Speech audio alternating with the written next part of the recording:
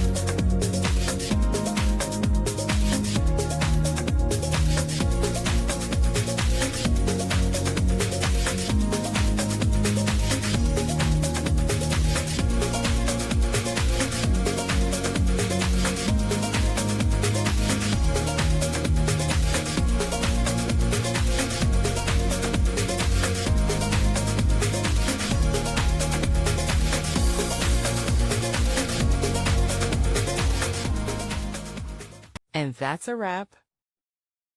I hope you found the answer you were looking for. If you did, take a second to hit that subscribe button. It really helps out. And let me know in the comments which solution worked best for you.